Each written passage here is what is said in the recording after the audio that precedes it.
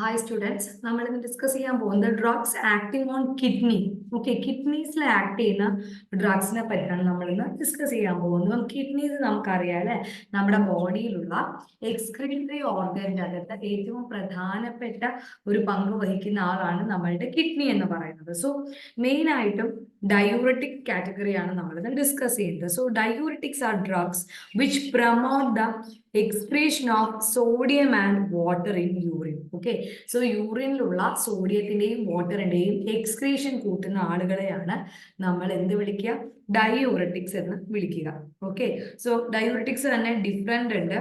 High, moderate, low and newer agents എന്ന് divide ചെയ്തിട്ടുണ്ട്.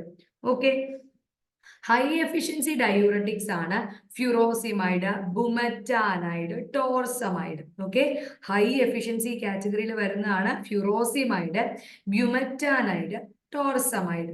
Okay, moderate efficacy ഡയൂററ്റിക്സിനകത്ത് വരുന്നതാണ് thiazide and thiazide related diuretics.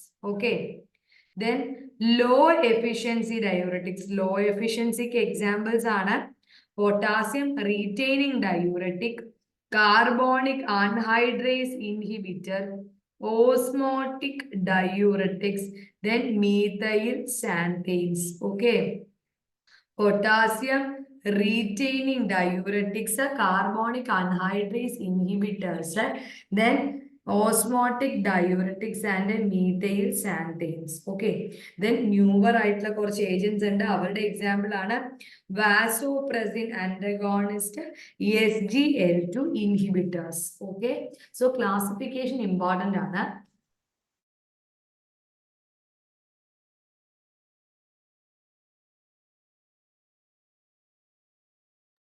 So classification നമ്മൾ ഏതൊക്കെയാണ് പറയുന്നത്? ഏറ്റവും first one high efficacy diuretics. High efficacy ഡയൂററ്റിക്സിന്റെ എക്സാമ്പിൾ ആണ് furosemide, bumetanide and torasemide. Okay, so high efficacy diuretics എന്താണ്? ഹൈ സീലിംഗ് അല്ലെങ്കിൽ ലൂപ്പ് ഡയൂററ്റിക്സ് എന്ന് നമ്മൾ വിളിക്കും. എന്ത് വിളിക്കും? ഹൈ സീലിംഗ് അല്ലെങ്കിൽ ലൂപ്പ് ഡയൂററ്റിക്സ് എന്ന് വിളിക്കും. So ഫ്യൂറോസിമൈഡ്, bumetanide and ടോറസമൈഡ്. ഫ്യൂറോസിമൈഡ്, ടോറസമൈഡ് എന്നൊക്കെ പറയുന്നത് ഹൈ സീലിംഗ് അല്ലെങ്കിൽ ലൂപ്പ് ഡയൂററ്റിക്സ് ആണ്. ഓക്കെ, എക്സാമ്പിൾസ് പഠിക്കാം. ഇനി ഏറ്റവും ആദ്യം ഫ്യൂറോക്സിമൈഡിനെ പറ്റി നമുക്ക് പഠിക്കാം. So most powerful and popular loop diuretics ആണ്. മെക്കാനിസം എന്താണ്? ഫ്യൂറോസിമൈഡ് ഒരു ലൂപ്പ് ഡയൂററ്റിക് ആയതുകൊണ്ട് തന്നെ അത് എവിടെയായിരിക്കും ആക്ട് ചെയ്യുന്നത്? It will act on the ascending limb of Henle's loop.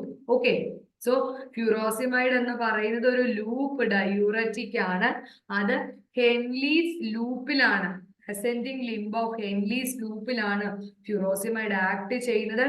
It inhibit sodium chloride reabsorption. അത് സോഡിയം ക്ലോറൈഡ് റീഅബ്സോർബ് ചെയ്യുന്നത് തടയുന്നു. മനസ്സിലായോ?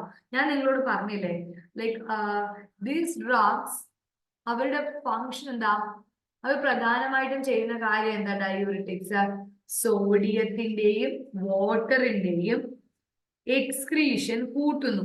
Excretion of sodium and water in urine അല്ലെ, ഇതല്ലേ ഇവരുടെ function? Excretion of sodium and water in urine. ഇതാണ് പ്രധാനമായിട്ടും ഡയൂറിറ്റിക്സിന്റെ function എന്ന് പറയുന്നത്.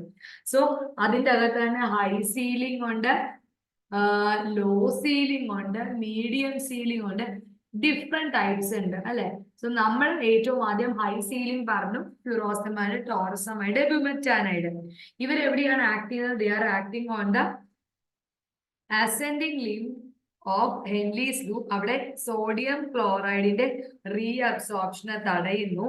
സോഡിയം പൊട്ടാസ്യം ക്ലോറൈഡിന്റെ കോ ട്രാൻസ്പോർട്ടറെ ബ്ലോക്ക് ചെയ്യുന്നു. എന്തിനെയാണ്?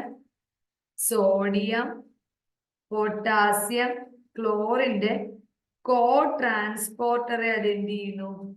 കോ ട്രാൻസ്പോർട്ടിനെ അത് ഇൻഹിബിറ്റ് ചെയ്യുന്നു.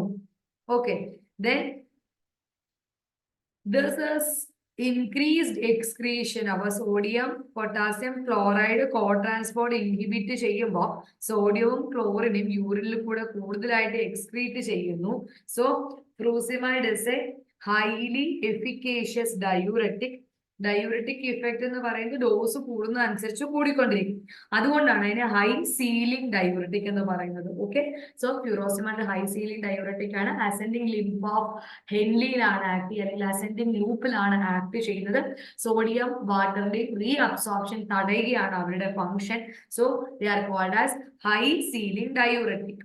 ഓക്കെ, വേറെയും കുറച്ച് ആക്ഷൻസ് ഉണ്ട്, അത് എന്തൊക്കെയാണെന്ന് നോക്കാം. First, in distal tubule more amount of sodium is available, it exchange potassium, this leads to loss of potassium, produces hypokalemia. അപ്പൊ ഉണ്ടാക്കാൻ സാധ്യതയുള്ള ഒരു പ്രധാനപ്പെട്ട ഒരു അഡ്വേഴ്സ് റിയാക്ഷൻ ആണ് ഹൈപ്പോകലീമിയ.